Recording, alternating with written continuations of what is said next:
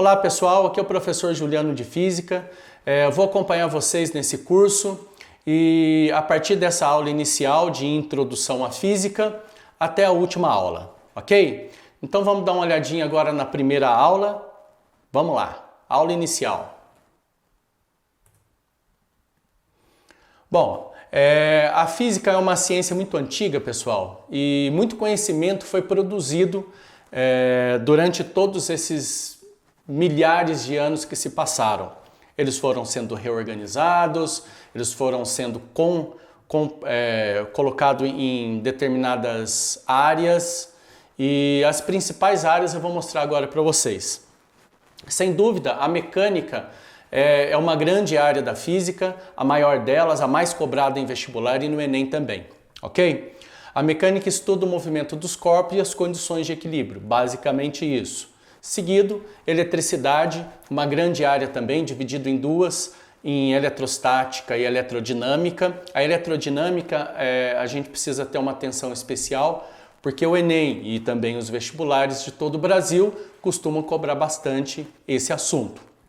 A próxima área, termologia. Termologia ela é dividida, ou é subdividida, em várias outras áreas, pessoal. Ela é dividida em termometria, dilatometria, calorimetria, estudo dos gases e a termodinâmica.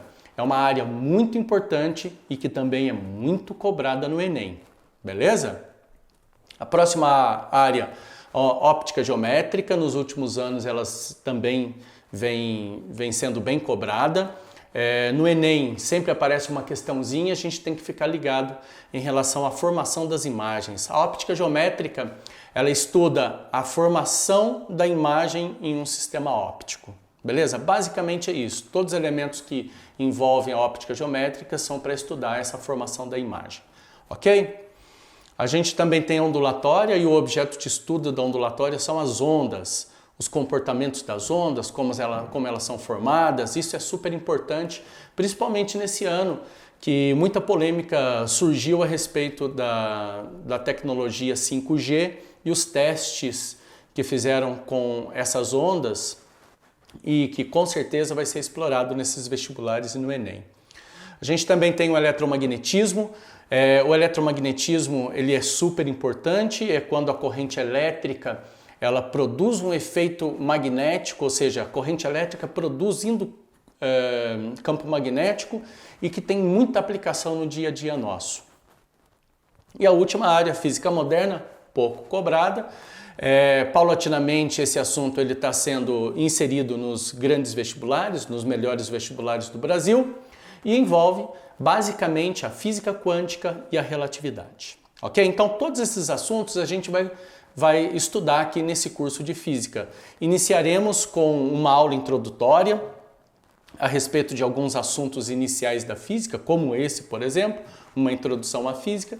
Depois, nesses assuntos iniciais, nessa primeira parte do curso, a gente vai estudar notação científica, a ordem de grandezas e os principais prefixos. Estudaremos também análise dimensional, equações dimensionais, né? E depois a gente vai fazer um estudo de vetores. Essa vai ser a parte inicial do nosso curso, as aulas iniciais. Essas, pessoal, elas são fundamentais. Beleza? A física, ela estuda o quê? A física, basicamente, ela estuda os fenômenos que acontecem na natureza. Física significa natureza, physis em grego significa natureza. Então ela procura descrever e compreender esses fenômenos, os fenômenos que acontecem na natureza, como por exemplo a formação dos raios, a formação dos arco-íris, a formação das ondas do mar e assim por diante. Uma infinidade de fenômenos pode ser explicados pela física. E na física a gente sempre estuda ou procura sempre estudar aquilo que a gente consegue medir. Aquilo que a gente não consegue medir, a gente tem mais dificuldade de estudar. Então, inicialmente, a gente vai entender a física como estudo das grandezas físicas. E a gente entende como grandeza física tudo aquilo que pode ser medido, ou seja, tudo aquilo que tem um instrumento de medida. Eu coloquei uma série de grandezas aqui na tela para vocês. O odômetro, por exemplo, um instrumento de medida de distância que a gente encontra nos carros, o dinamômetro, um instrumento de medida de força, a balança, um instrumento de medida de massa, o amperímetro, instrumento de medida de corrente elétrica, e o termômetro, instrumento de medida de temperatura. Então, distância, força, massa, corrente elétrica e temperatura são grandezas físicas, porque tem instrumentos de medidas. E essas grandezas, elas são variadas e a gente costuma dividir elas em grandezas fundamentais e grandezas derivadas. As fundamentais são aquelas que servem de base para a formação das outras. Então, estou trazendo uma tabelinha aqui para vocês. Por exemplo, o comprimento, que é medido em metros no Sistema Internacional. Aliás, o Sistema Internacional é um sistema de unidades de medida que o mundo inteiro usa. Qualquer trabalho, qualquer publicação científica, ele vai usar a unidade de medida nessa notação, no Sistema Internacional. Ao contrário, também existe o sistema usual. Por exemplo, vou dar um exemplo para vocês. A velocidade de um carro, a gente mede como? Bom, no dia a dia a gente mede em quilômetros por hora. Mas no Sistema Internacional a gente vai medir em metros por segundos. Então existe uma diferença entre o Sistema Internacional de Medidas e o sistema usual. Na física, aqui no estudo dos conceitos físicos, a gente vai dar prioridade ao sistema internacional, pessoal. Então, já coloquei aqui, comprimento é medido em metros, a unidade de medida é M, a massa é medida em quilogramas, é kg, o tempo é em segundos, S minúsculo, intensidade de corrente é ampere. E agora eu já tenho que falar alguma coisa super importante aqui para vocês. O ampere, ele é homenagem a um físico, por isso que é escrito com letra maiúscula. Todas as unidades de medida que forem homenagem a físicos, elas são escritas com letra maiúscula. A unidade de medida é colocada com letra maiúscula. Portanto, ampere é o A maiúsculo e não minúsculo. E a mesma coisa acontece com temperatura. Lord Kelvin foi homenageado aqui. Então, o K maiúsculo simboliza Kelvin, que é a unidade de temperatura no Sistema Internacional. A quantidade de matéria é o mol e a intensidade luminosa, candela, que a gente representa como CD. Então essas são as grandezas fundamentais da física, as grandezas primitivas, as básicas, ok? E agora a gente pode usar essas grandezas primitivas, as fundamentais, para construir as derivadas. As derivadas são aquelas que dependem das fundamentais. Então, a velocidade, por exemplo, a velocidade é 1 metro por segundo. Todas as vezes que eu colocar essa barrinha aqui, pessoal, a gente vai estar fazendo a leitura como sendo um por. Então, metros por segundos. Aqui a gente tem metros por segundo ao quadrado, que é a unidade de medida de aceleração. Então veja bem que nessas duas primeiras a gente já compôs o metro, como grandeza primitiva, junto com o S, que é a unidade de medida de tempo. Então, metros por segundo a velocidade, metros por segundo ao quadrado. Vai ser a aceleração, a força dada em newtons. Newtons é quilograma vezes metros por segundo ao quadrado, a gente vai estudar isso depois. Joule, como unidade de medida de energia, watts como unidade de medida de potência, newtons vezes segundo como impulso, campo elétrico. Aí a gente tem duas unidades, o newton por coulomb ou o volt por metro, as duas são do Sistema Internacional. Vou trazer um exemplo agora para vocês para a gente resolver, né? Baseado nisso, eu acho que durante o curso a gente vai ficando mais familiarizado com essas grandezas, mas você que já iniciou o estudo da física anteriormente deve lembrar de alguma coisinha, né? Mas se não lembrar, a gente recorda aqui. Vamos resolver esse exercício, a gente vai ler aqui e eu vou no quadro fazer a resolução para vocês.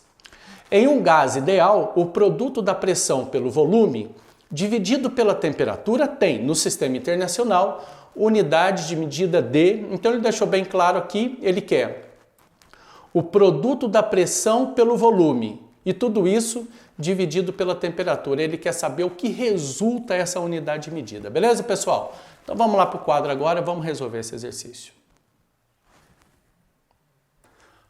Bom, pessoal, então nesse exercício ele pediu a pressão vezes volume sobre a temperatura. Ele quer saber qual é a unidade de medida disso. Então, só relembrando que pressão é força sobre área e que força é igual a massa vezes aceleração, segundo a lei de Newton. Se você não lembra, não tem problema, a gente vai fazer durante o ano, durante o curso, na verdade, a revisão de todas essas equações, de todos esses conceitos. Mas, para resolver esse exercício, para chegar na unidade de medida, eu tenho que relembrar isso aqui, ok? Então fica pressão, força sobre a área, multiplicado pelo volume, tudo isso dividido por temperatura. Então eu estou fazendo essa igualdade aqui, ok? Aí no lugar da força eu vou colocar Newton, no lugar da área vou colocar metro quadrado multiplicado pelo volume, que é metro cúbico, tudo isso dividido pela temperatura que no sistema internacional é o Kelvin. Então, simplificando metro quadrado com metro cúbico, sobra metro em cima, então vai ficar Newton vezes metro sobre Kelvin, que é exatamente a alternativa D. Confirma aí, pessoal? Bom, de volta, vamos agora dar um apanhado a respeito de análise dimensional. Aliás, antes da gente fazer a análise dimensional, eu quero explicar para vocês o que é uma unidade dimensional. Toda grandeza física tem unidades de medidas, acabamos de ver isso. Pode ser do grupo das primitivas ou fundamentais, ou pode ser o grupo das derivadas. Mas todas essas unidades de medidas, elas podem ser expressas em dimensões. Eu vou mostrar para vocês agora o conjunto das dimensões daquelas grandezas fundamentais. Então, o comprimento, ele vai ser representado por L maiúsculo, a massa por M maiúsculo, o tempo por T maiúsculo, a intensidade da corrente por I maiúsculo, a temperatura por θ, uma letra grega, e a quantidade de matéria por N maiúsculo e a intensidade luminosa, que é medida em candela, vai ser J. Não confunda a unidade dimensional com a unidade de medida. Unidade de medida de energia, Joule, representado por J. Aqui a unidade dimensional da intensidade luminosa a gente vai representar por J maiúsculo, ok? Bom, para que a gente usa essas unidades dimensionais? Para construir equações dimensionais. E para que a gente usa as equações dimensionais? Para a gente verificar a homogeneidade dimensional daquela lei. Ou seja, se aquela lei ela tem sentido ou não. Então existem diversas fórmulas de medida de energia. E igual a mc ao quadrado, mv ao quadrado sobre 2, que é a energia cinética, mgh, que é a energia potencial. Existem diversas equações de cálculos de energia, mas todas são medidas em Joule. Então, se a gente fizer a análise dimensional dessas equações, tem que dar Joule. Beleza, pessoal? Então, vou colocar aqui, essa é uma equação dimensional grande, contendo todos os elementos dimensionais. Mas, o que mais é cobrado no vestibular é isso aqui, ó.